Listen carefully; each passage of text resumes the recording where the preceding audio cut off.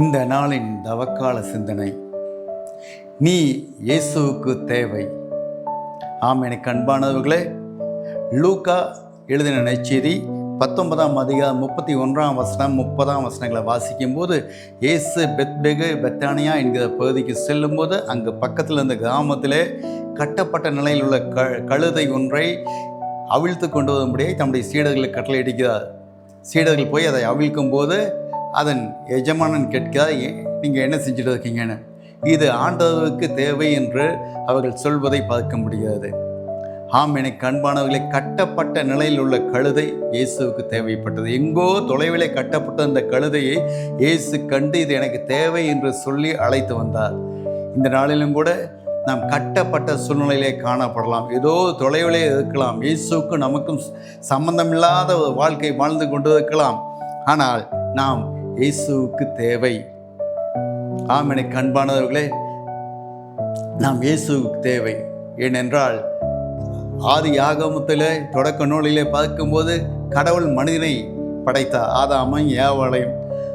அவர் படைத்ததை நோக்கம் என்ன? அவர்கள் எப்பொழுதும் தன்னோடு கூட இருக்க வேண்டும், தன் முகத்தை பார்க்க வேண்டும், நான் அவர்களை பார்க்க வேண்டும், அவர்கள் என்னோடு கூட பேச வேண்டும், நான் அவர்களோடு கூட பேச வேண்டும், உலாவ வேண்டும், என்னாலும் நித்தியமாய் அவர்கள் என்னோடு கூட வாழ வேண்டும் என்பதுதான் கடவுளுடைய நோக்கம்.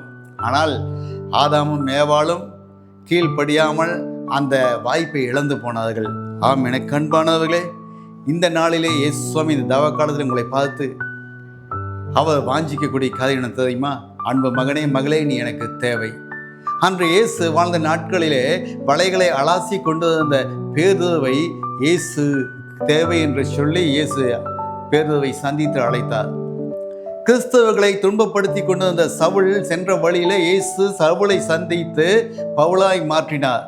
இந்த சவுல் தான் இயேசுக்கு தேவை.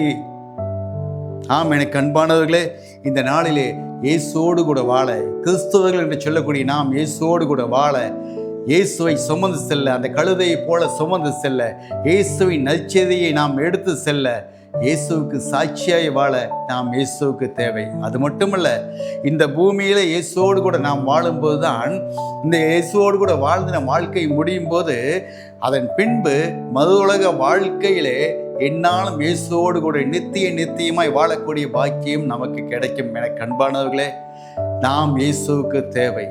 இந்த உலக வாழ்க்கையில் நாம் கொடுக்கப்பட்ட நாட்களை பயன்படுத்திக் கொள்வோம்.